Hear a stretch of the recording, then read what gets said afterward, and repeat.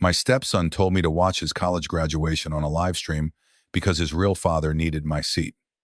I had paid the final 2 years of his tuition. I had driven through an ice storm to reach him when his car broke down. I had spent 4 summers restoring the old Ford pickup he had loved since he was 12. I had also arranged the first real job of his career. His mother heard him say I did not belong in the family photographs. She looked me in the eye and said, "Please don't make his special day about your feelings." 10 minutes later, I placed a truck key and 2 sealed envelopes on our kitchen table.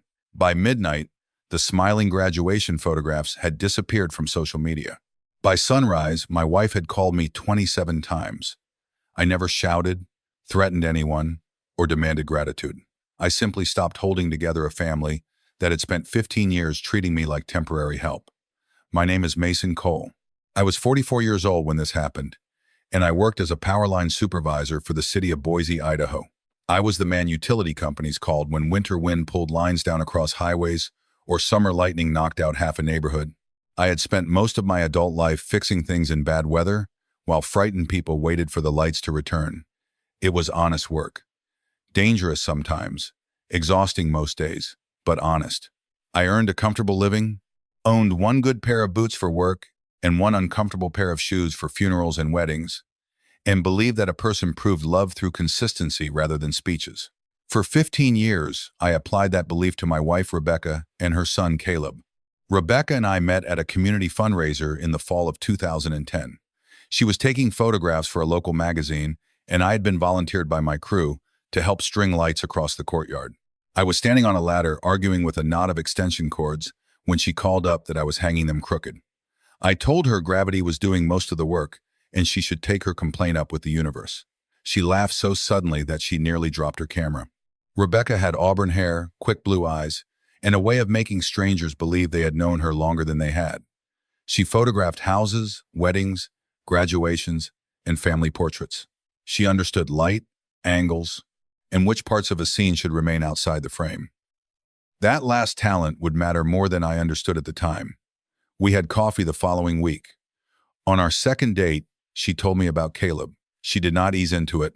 She placed both hands around her mug and said, "I have an 8-year-old son.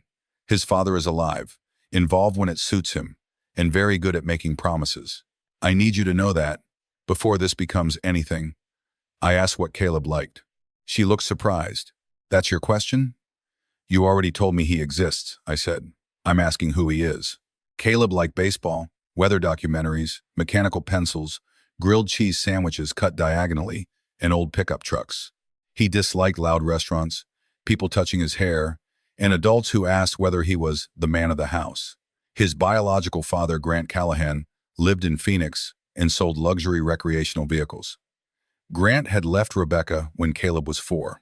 For several years, he had moved between relationships, business ideas, apartments, and cities with the confidence of a man who considered other people's disappointment proof that they had expected too much. He called on birthdays, sent expensive gifts late, and appeared for occasions where cameras were likely to be present. Rebecca had dated one man after Grant. That relationship lasted almost 2 years. Caleb grew attached to him, and the man left one afternoon while Caleb was at school. No goodbye, no explanation. Just an empty section in the closet and a key on the counter. Rebecca never forgot the way Caleb stood in that hallway staring at the missing coats. She built a rule from that memory: never let her son need a man who might disappear.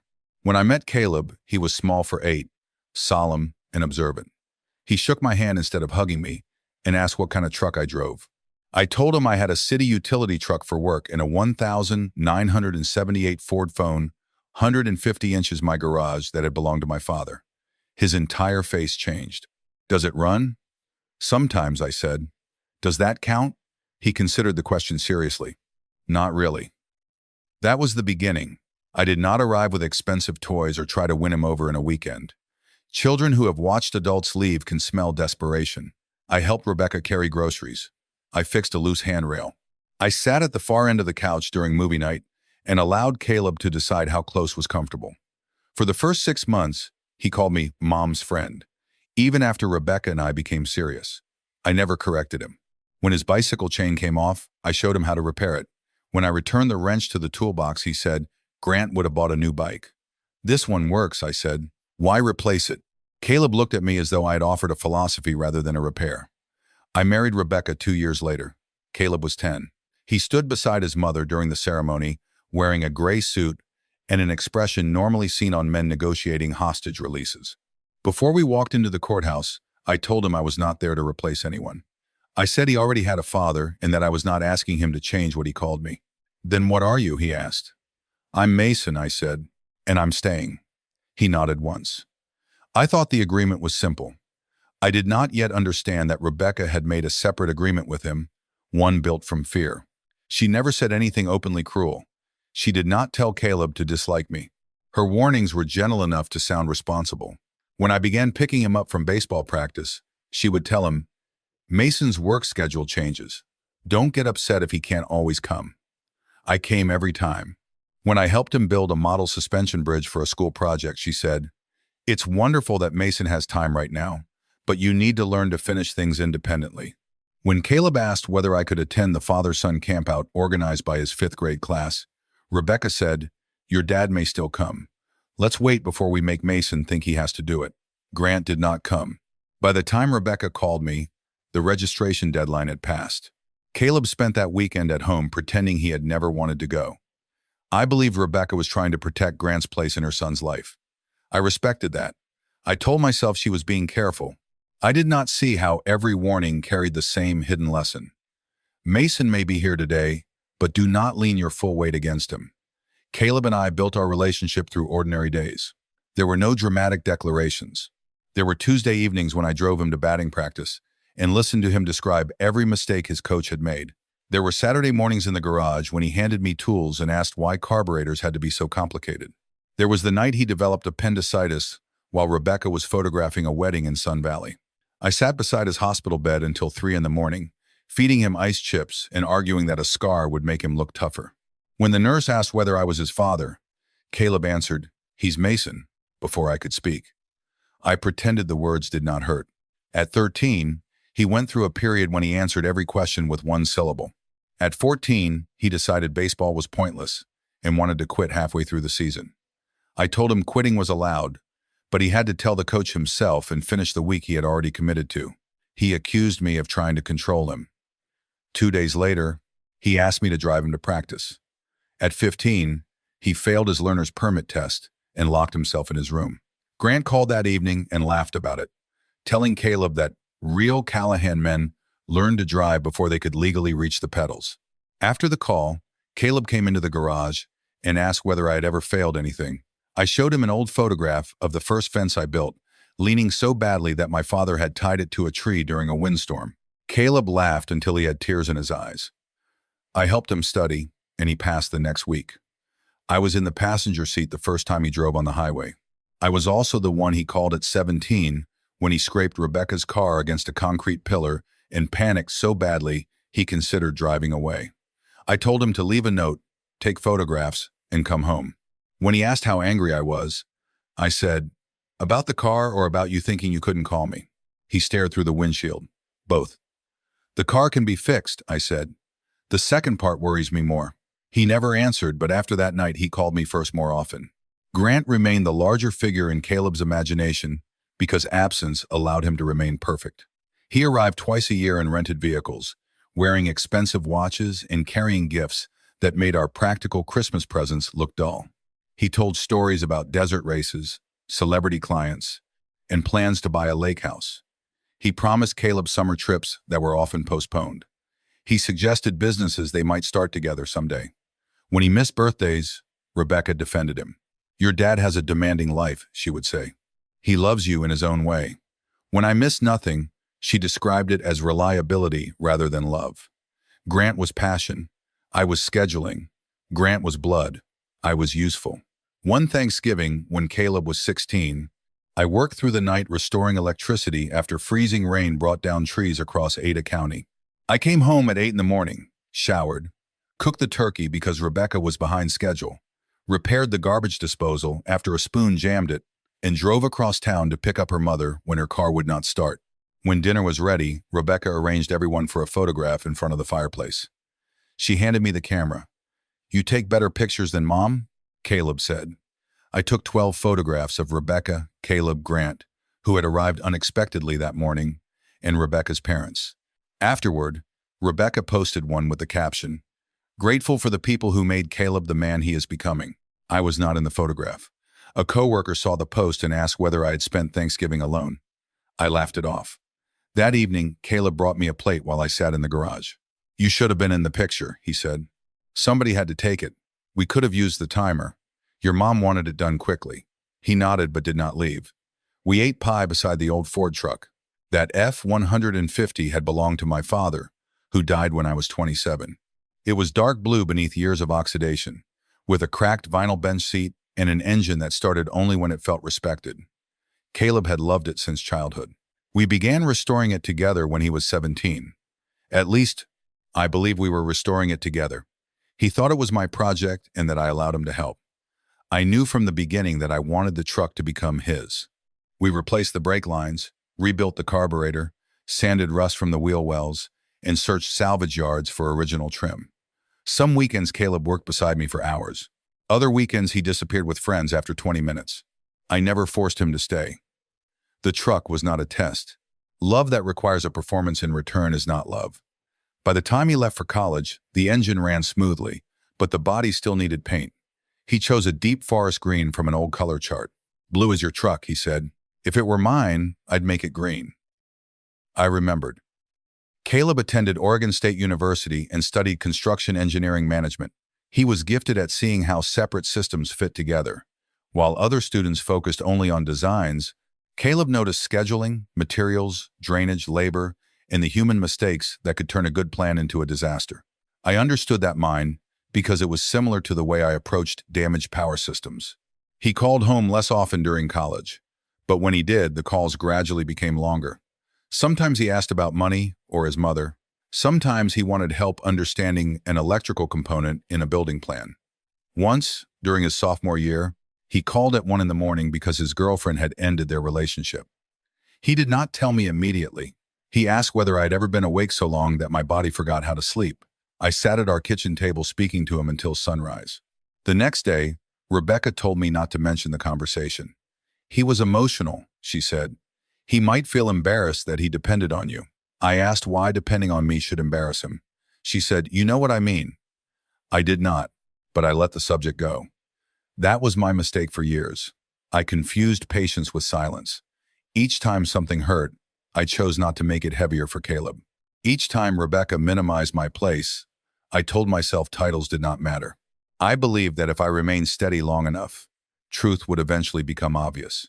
What I failed to understand was that people can live beside the truth for years when someone they trust keeps explaining it away.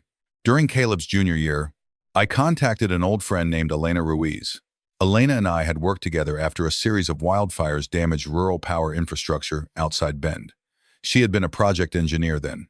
By the time Caleb entered college, she had become a partner in a respected regional construction firm that specialized in schools, clinics, and public buildings. Elena was direct, demanding, and almost impossible to impress. I asked whether she would review Caleb's portfolio. I did not ask her to give him anything. I sent his grades, internship reports, and a project proposal he had written on rebuilding small-town schools with lower maintenance costs. Elena called me 3 days later. "Your boy notices problems before they become expensive," she said. "That can't be taught easily." I did not correct the phrase "your boy." Over the next 2 years, Elena followed Caleb's progress. She attended a student presentation without telling him I had invited her. She spoke to one of his professors. When her company opened a position for an assistant project coordinator, she held the final interview slot for Caleb. It was not charity. He still had to earn it. But I had quietly made sure someone capable would look at him long enough to see what I had seen. At the same time, I finished the Ford. I took extra emergency shifts during 2 winters and saved the overtime pay for parts. I hired a professional to handle the final paint because Caleb deserved better than my uneven work. The truck emerged dark green with a cream-colored roof, restored but not polished into something afraid of dirt. Elena stored it in a locked warehouse near her office in Portland so Caleb would not see it before graduation. I kept the ignition key in a small wooden box that had belonged to my father. Rebecca knew I was working on the truck, but I never told her it was for Caleb. I wanted one thing in our family that could not be filtered through her fear before it reached him. Caleb's graduation was scheduled for a Saturday in June. Because seating was limited, each student received 6 tickets. Rebecca told me for months that one ticket was mine. I requested the week off, bought a new shirt, and arranged for my crew to cover emergency calls. I reserved 2 hotel rooms near campus and paid for a graduation dinner at a restaurant overlooking the Willamette River. Grant initially said he could not attend because he had a trade show in Las Vegas. 3 days before graduation, he changed his mind. He was bringing his new wife, Savannah. Rebecca called me while I was at work and said the ticket situation had become complicated. Grant should obviously be there, she said. I never said he shouldn't. And Savannah can't travel all that way to sit in a hotel? Then Grant can give her his ticket. Rebecca went quiet. That would create tension. I asked who currently had the 6 tickets. Caleb had one for Rebecca, one for Grant, one for Savannah, 2 for his maternal grandparents, and 1 for his roommate's mother, whose husband was ill. My name was not on the list. Rebecca said the ceremony would be live-streamed and that we could meet everyone for dinner afterward. We? I asked. She paused again. I mean you. I'll be inside with Caleb. I stood beside my utility truck listening to traffic move past the worksite. When was this decided? Caleb is under pressure. I told him you would understand. Did you ask me? Mason, please don't turn tickets into a loyalty test. I said nothing for several seconds. Then I asked whether Caleb wanted me there. Rebecca answered too quickly. Of course he does. This is just logistics. Logistics had become the word used whenever my feelings interfered with the preferred photograph. I told her I would speak to Caleb directly. She said not to burden him before graduation. That evening, Caleb avoided me. He arrived from college shortly before dinner and spent most of the night texting Grant about travel plans. When I asked if we could talk, he said he was tired. The next morning, I found him in the kitchen wearing the navy blazer Rebecca had bought him for the ceremony. His cap and gown were draped over a chair. I had imagined that moment for years. I had imagined telling him how proud I was, giving him the wooden box, and watching him pretend not to become emotional. Instead, he kept his eyes on his coffee and said, Mom told me you know about the ticket. She told me there isn't one for me. He rubbed his thumb against the handle of the mug. Savannah has never seen me graduate from anything. Neither have I after college. He flinched slightly. That's not what I mean. Then tell me what you mean. Caleb exhaled. Grant is trying. He came all this way. I don't want him feeling like he's competing with you. I didn't know we were competing. You say that, but everyone knows you've done more day-to-day stuff. If you're there, people make comments. Grandma calls you the one who raised me. Grant gets defensive. Then Mom gets stressed. I just want one day where nobody has to explain the family situation. I understood every word individually, but together they form something difficult to accept. And removing me is the easiest explanation? Caleb looked toward the hallway. You're not my biological father.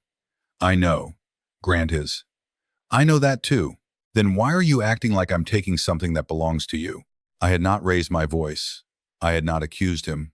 Yet he was already defending himself against an argument Rebecca had apparently prepared him to expect. I asked whether he wanted me at the graduation. Caleb stared at the counter. I think the most helpful thing you can do is watch online and come to dinner later. Helpful to whom? To everyone. Then he added the sentence that ended something inside me. You've always said you don't need credit, Mason. So prove it.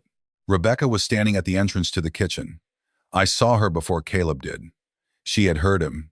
She knew exactly what those words meant after 15 years of my asking for nothing. I waited for her to speak. She looked from Caleb to me and said, Please don't make his special day about your feelings. That was the moment. Not when Caleb chose Grant. Not when I lost the ticket. Children, even adult children, can repeat the emotional lessons they were raised inside. The moment was Rebecca hearing her son turn my unconditional love into a weapon and deciding that defending me would cause too much inconvenience. I looked at her and understood that I had been trying to earn a permanent place in a family where my permanence had always been treated as a service rather than a relationship. I nodded once. All right, I said. Caleb looked relieved. Rebecca smiled carefully. She believed I had surrendered again. I walked into the garage. The wooden box containing the truck key was inside my work cabinet. Beside it were 2 envelopes I'd prepared the night before, one holding Elena's letter, inviting Caleb to interview, and another containing a card I had written for him. I carried everything to the kitchen table. I placed the truck key on Caleb's envelope. Then I went upstairs and packed a duffel bag. Rebecca followed me. "What are you doing?" Giving Caleb the quiet day he asked for. "You don't need luggage to watch a live stream." "I'm not watching it here." She stood in the doorway while I folded work shirts. "This is exactly what I was afraid of." "What were you afraid of?" "That one day you would decide being a stepfather was too hard and leave the moment Caleb hurt you." I stopped packing and looked at her. There it was, the rule beneath our entire marriage.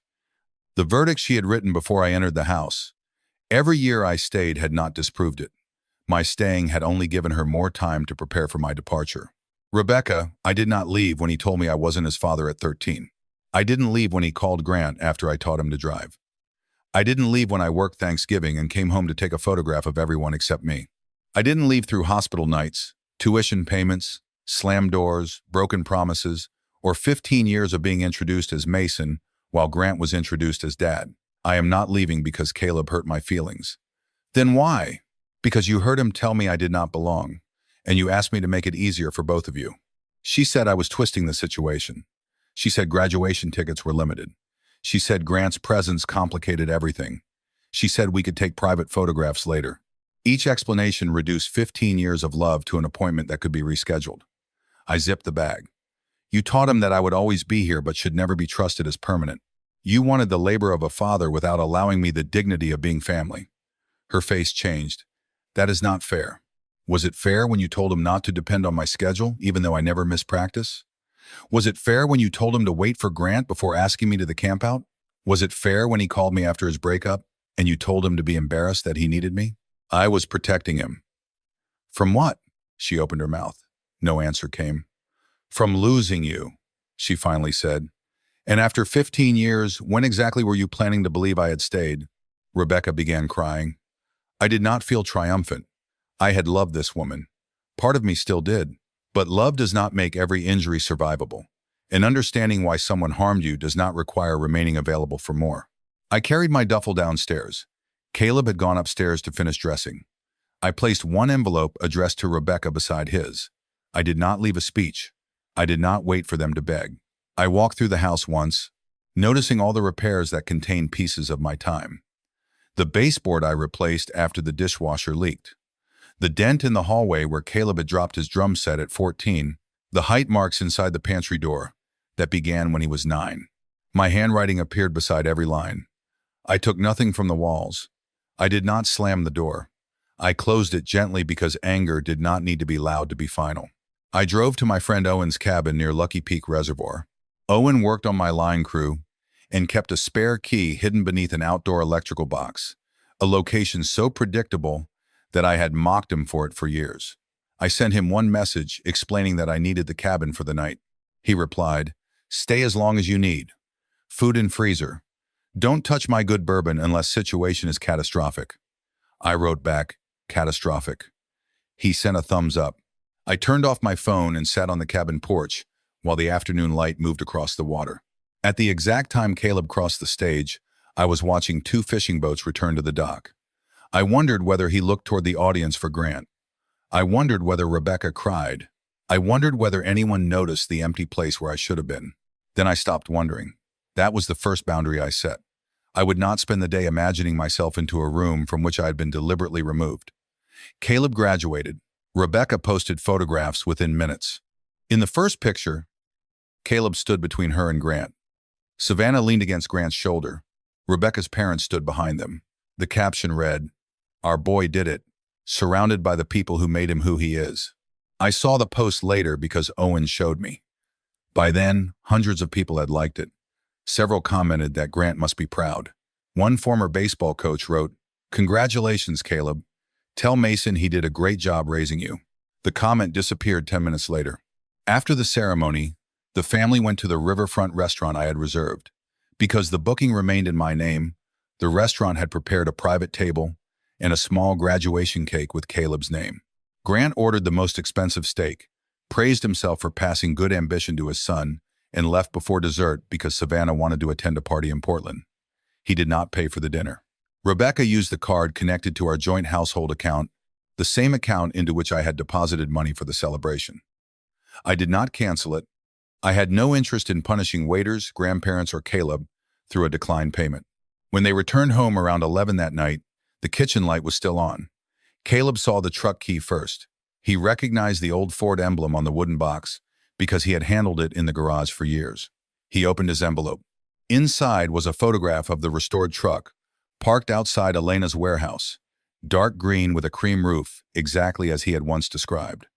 Beneath the photograph was a letter from Elena. It congratulated him on graduating and invited him to a final interview for the assistant project coordinator position.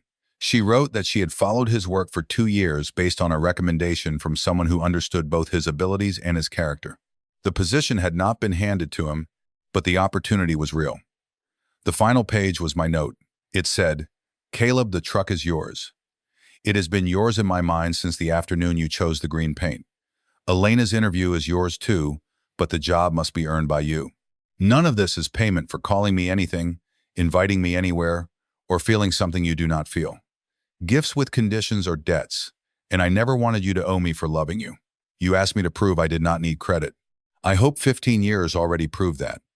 What I need now is enough respect not to be erased whenever my presence makes someone else uncomfortable. I am proud of the man you can become. What happens next is your choice. Drive carefully. Mason." Caleb read it twice. Then he walked outside, perhaps expecting to see the truck in the driveway. Instead, he saw the empty space where my utility vehicle was usually parked. For the first time, the absence belonged to me. Rebecca opened her envelope at the kitchen table. My letter to her was longer.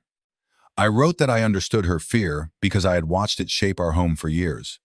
Grant had left. She had believed that allowing Caleb to love me would expose him to the same pain. I wrote that I had tried to respect her caution, but caution had gradually become sabotage. Every time Caleb leaned toward me, she reminded him that I might move. Every time I showed up, she described it as temporary kindness. She had protected Grant's title from my consistency and protected herself from trusting me fully. I told her the terrible irony was that I had never planned to leave. Not when Caleb rejected me, not when marriage became difficult, not when storms kept me away from holidays, and not when I realized what she was doing. I had believed my actions would eventually make her feel safe. Instead, my reliability allowed her to treat me as permanent labor while continuing to deny me a permanent place. I ended the letter with one sentence. "You were so afraid I might leave someday that you built a family where staying required me to disappear." I told her I would contact her after I had found somewhere to live. I asked her not to send Caleb after me to repair the marriage she had helped damage. At the bottom, I wrote that the mortgage and ordinary household expenses were covered through the end of summer. I did not threaten to take the house, freeze accounts, or expose her publicly. I simply withdrew my daily presence. According to Caleb, Rebecca sat at the table for almost an hour without speaking. He asked whether my letter was a punishment. She said no. He asked whether I had ever threatened to leave before. She said no. He asked why she had always warned him not to depend on me. Rebecca initially gave the explanation she had repeated for years. She wanted him to be strong. She did not want him confusing roles. Grant was still his father. Families were complicated. Caleb had spent 4 years learning to manage construction projects, which meant he had learned that when a structure failed, vague explanations were less useful than identifying the load someone had ignored. He asked again, "Why did you keep telling me Mason might leave?" Rebecca began crying. She told him about the man who disappeared when Caleb was 6. She told him about Grant leaving. She said she could not survive watching her son trust someone who might decide they were too much responsibility. Caleb asked whether she had ever considered that I stayed because I wanted to. Rebecca said she had hoped so but could never allow herself to believe it completely. "Then why did you marry him?" he asked. She had no answer that satisfied either of them. Caleb went upstairs and opened the closet where we kept old photographs. He found pictures from baseball games, school events, camping trips, birthdays, and college move-in day. In image after image, I appeared at the edge, carrying folding chairs, holding a cooler, repairing something, standing behind the person taking the photograph. In several family pictures, I was missing because I had been holding the camera. He found the photograph from his high school award ceremony where Grant had arrived 40 minutes late but stood beside Caleb at the center.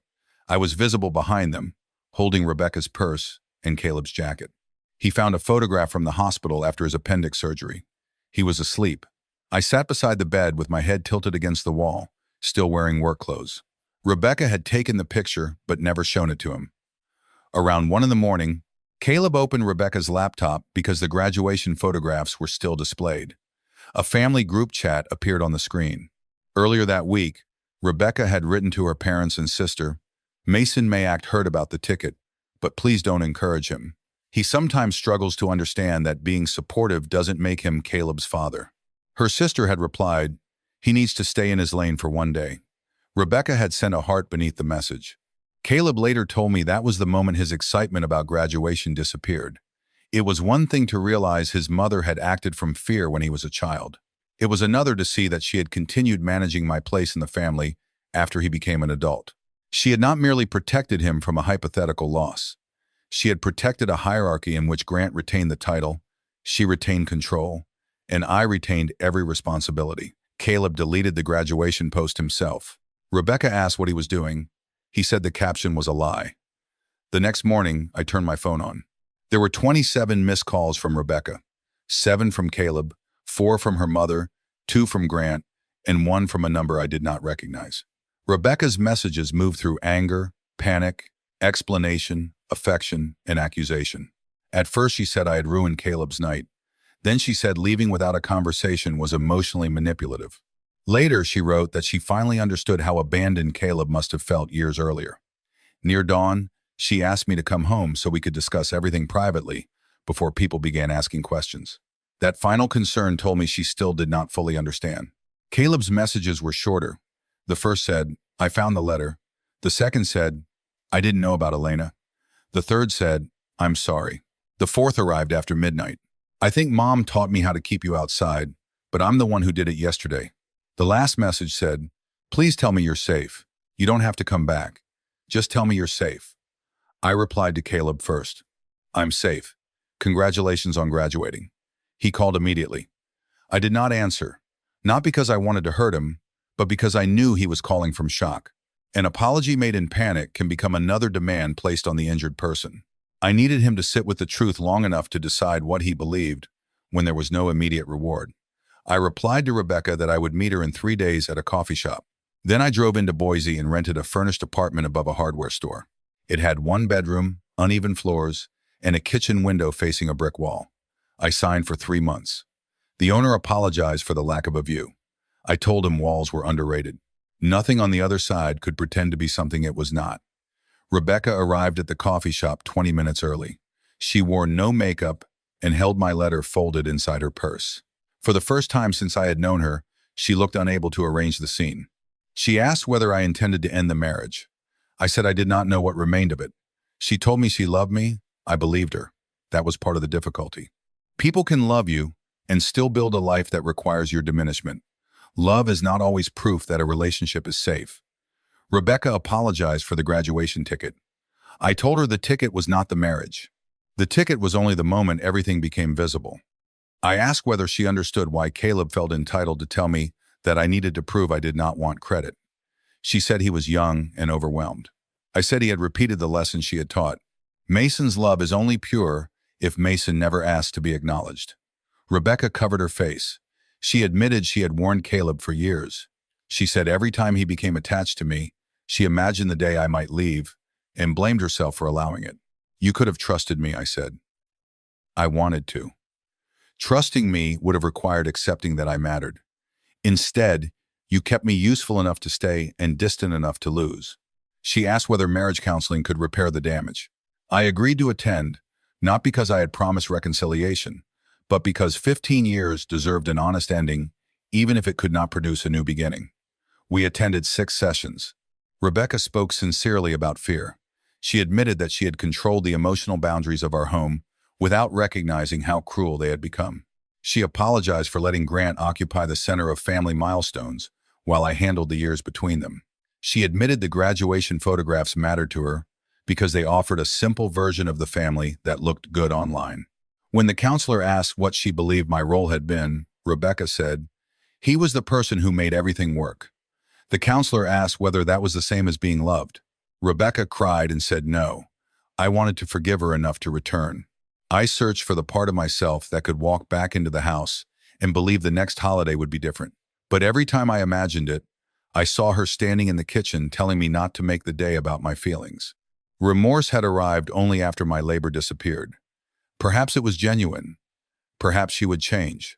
But self-worth sometimes means accepting that another person's growth does not obligate you to remain the ground on which they practice. I ended the marriage without spectacle. I did not post the letters. I did not contact her clients or correct every rumor. When relatives told people I had abandoned Rebecca over a graduation ticket, I answered only those close enough to deserve the truth. I said I left after 15 years of being asked to behave like a father privately and a stranger publicly. That was enough. Caleb interviewed with Elena 8 weeks after graduation. Before the interview, he called me and asked whether he should refuse the opportunity because of what he had said. I told him the interview had never been payment for affection.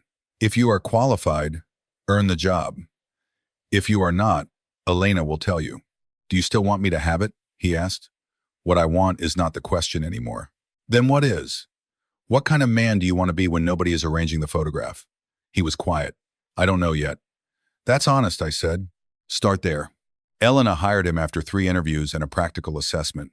She told me later that she had intentionally made the process harder because she wanted Caleb to know the position belonged to him, not to my recommendation. On his first day, she handed him the keys to the warehouse where the restored Ford was stored. Caleb stood in front of the truck for almost 20 minutes. The green paint reflected the overhead lights. Inside the glove compartment, I had placed an old map of Idaho with a route marked from Boise to the first campground we had visited when he was 11. On the back I had written years earlier, "Every road home looks different."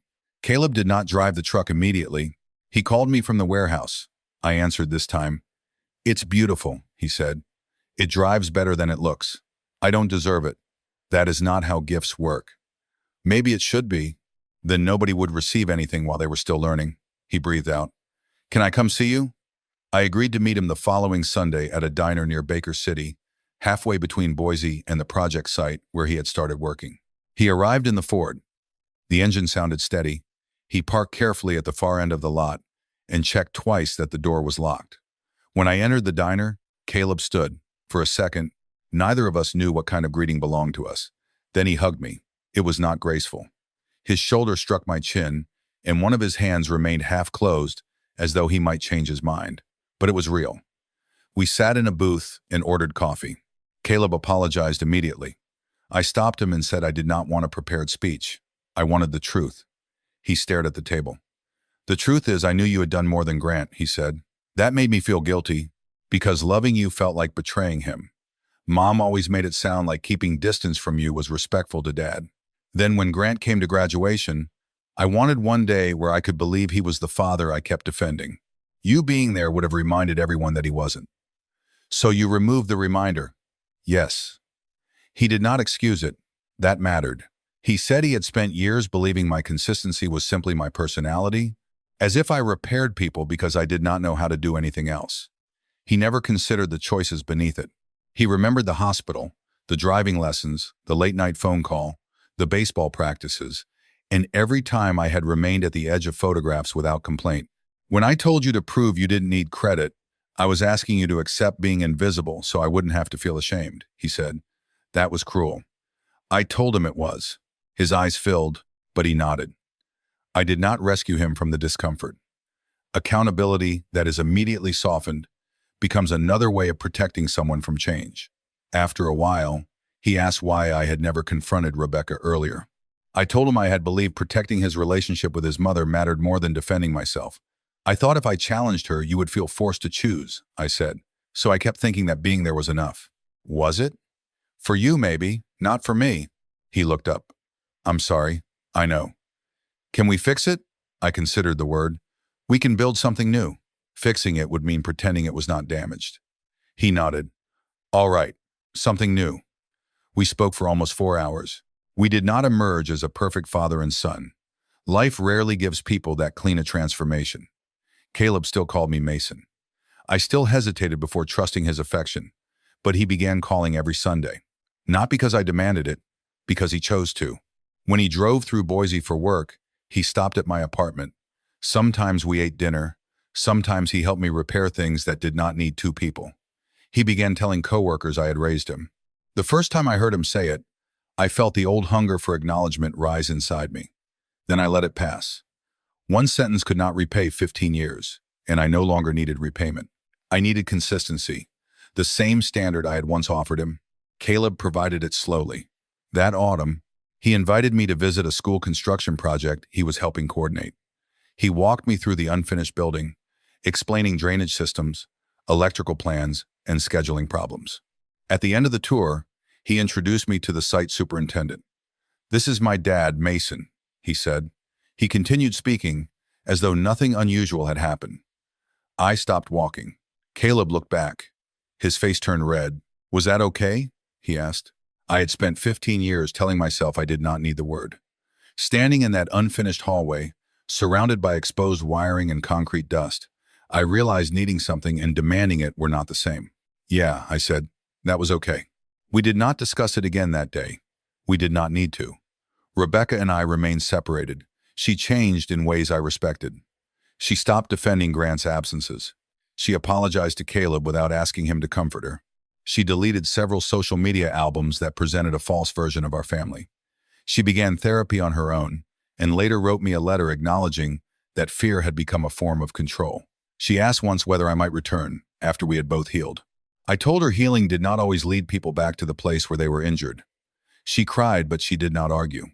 That was perhaps the first boundary of mine she accepted without trying to rearrange it. Grant's relationship with Caleb changed too. After graduation, Grant returned to Phoenix and missed Caleb's first project presentation because of a sales event. Caleb stopped making excuses for him.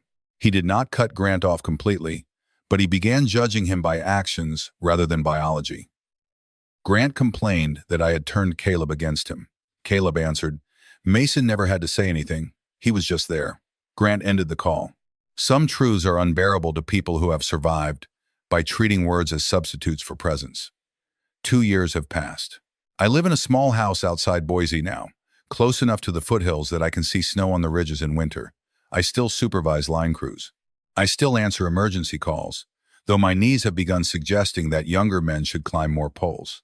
Caleb works for Elena and has become the kind of project manager who remembers the names of electricians, laborers, and cleaning crews.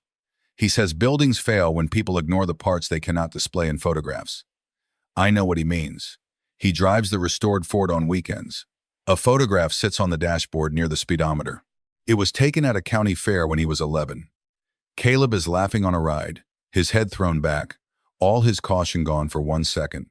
I stand near the edge of the frame watching him. Rebecca took the picture. For years, I believed I was barely in it. Now, when I look carefully, I can see that my expression tells the whole story. I already loved him. I loved him before he trusted it, before his mother permitted it, before he understood what it cost, and before anyone gave me a name for it. Once a month, Caleb and I meet for breakfast. He usually pays. He calls it reducing the balance. I tell him love was never an invoice. He says he knows, but pancakes taste better when he buys them. We argue about the Ford, his career, and whether he is working too many hours. Sometimes we talk about Rebecca, sometimes we do not.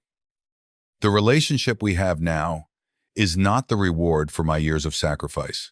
It is not proof that everything happened for a reason. Some pain is simply pain.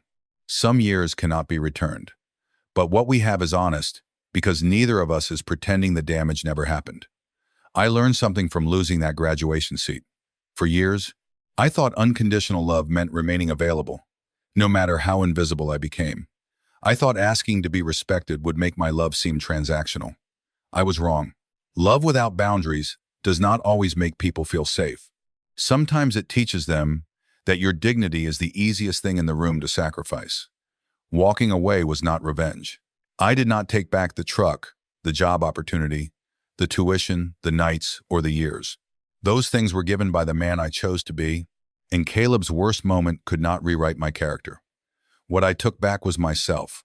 I stopped accepting the idea that being good meant standing outside every important photograph. I stopped translating disrespect into complicated family dynamics.